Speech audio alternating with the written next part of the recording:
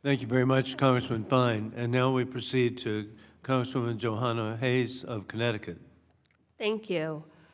I think the previous exchange really further illuminates the importance of having members on this committee who have actually been engaged as employees of a union, members who have actually had to take these votes and sit in on the negotiations, members who actually know that unions are made up of the membership. I was a member of the Waterbury Teachers Association, the Connecticut Education Association, the National Education Association, and SEIU 1199. And in all of those instances, our contracts were posted online by the employing agency and the union because it was required as a part of our negotiations.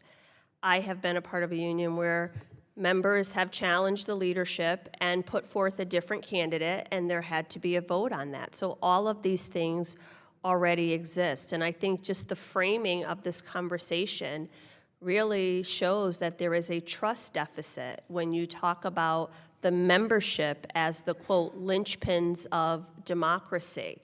If you are trying to help someone and help an institution or an organization be more democratic and you actually refuse to even understand the processes, I can understand why the membership is saying, I'm sorry, we have this. Our sovereign bodies will set our own rules and set our own standards like every other organization does.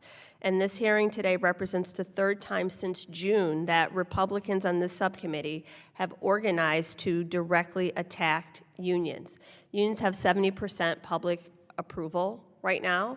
If membership wants, if members want to organize, they should have the right to do that. If members choose not to be a part of the union, they should have the right to do that. I have worked in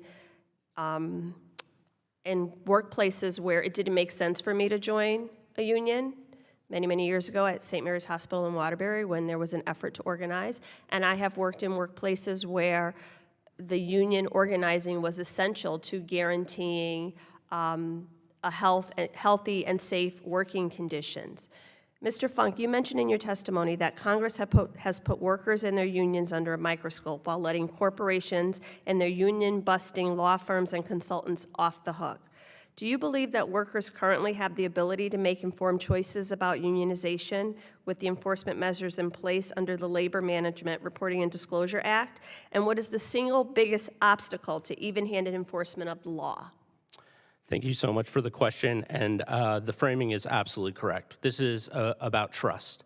As you said, not only are unions popular, they are also the most trusted institution in America right now. So it's disingenuous that we're spending so much time trying to litigate the internal operations of unions instead of actually going after the real problem. The biggest problem facing enforcement of the law is will. We need, as was submitted to the record, that we have recommendations that are put in place. We need a team at OLMS that goes after the union busters and the corporations. We need a tip line that actually functions, because until recently, the tip line at the Department of Labor for workers to report on union busters wasn't monitored. We have a major problem. We also need to put a persuader rule in place so that law firms can stop saying everything they do is advice when they're literally meeting with workers. The solutions are there, we just need the will. Thank you. And it always is remarkable to me how on this committee the term union bosses is thrown around as if this obscure character drops out of the sky. Unions elect their leadership. It's a person who is a part of their membership who runs for an election and wins by the support of their membership, and that is the person who is elected to lead that particular local or that particular organization. To act like somehow union members are hypnotized by this structure is so incredibly disingenuous. And to say now that Congress will decide for you is outside the pale. I have a series of questions, but again, I don't think that this hearing or similar hearings or quite frankly, most of the hearings that we've had on this committee in this Congress are for information gathering or actually to improve conditions. It is to, in this case, attack unions. And with that, I yield back.